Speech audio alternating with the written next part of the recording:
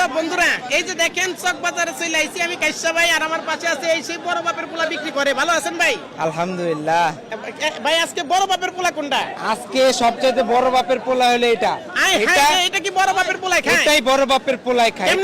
এটা চক বাজারের one piece, চক বাজারে শুধু এটাই পাবেন। এটাই আনাম রাজা হাঁস, এটাই বড় বাপের পোলাই খায়। ঠুঙ্গায় ভরে নিয়ে যায়। ভাই এটা ঠুঙ্গায় ভরে নিব কি আমি জাহাজে করে নিব? এত সুন্দর হাঁস বুঝেন নাই? ঠিক আছে, আপনাকে জাহাজে করে দেওয়া যাবে। এখন এটা কয় টাকা দিবেন?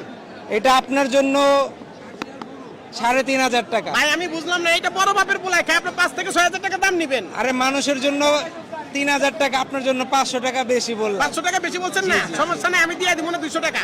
এখন কথা হইতাছে এটা ভাই রানছেন কেমনে? কে রানছে?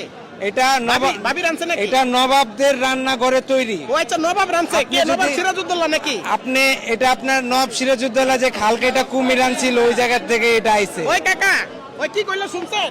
কি কইলাম? সিরাজউদ্দৌলা বলে খালকে একটা কুমির আনছে, এইটা বলে এটা। এইটা হইল গা ঘটনা হইল গা কি জানো? কি ঘটনা হইল গা বড় বাপের পোলা যেটা। হ্যাঁ, আর এখন যেটি বড় বাপের পোলা, এটা কোনো বড় বাপের পোলা না। আমার দাদির নাম হইল গা মোগলানি বিবি, আমার দাদার নাম হইল শেখ সুবা। তারা নবের বাবরচি ছিল। ভাই আপনি মানে বংশ পরম্পরায় আইছেন। জি, বংশ এখন শুনেন, পরম্পরা। হাঁসটা তো বেচে ফেলাইবেন ভাই, এখান থেকে আমার একটা লেগ পিস দেন না খাই। ভাই কাকা এরকম করেন কেন? মানে ইফতারের সময় খামু, এখন খামু না। আচ্ছা লন, আজকে চ্যালেঞ্জ, বাইরে দিয়ে দিমু লেগ পিস। ওই চাপাটি লয়ে আহো তো, চাপাটি লয়ে আহো। চাপাটি লাগবো? তাহলে কি লাগবো? চাপাটি লাগবো। এটা কামড়ায় নেই।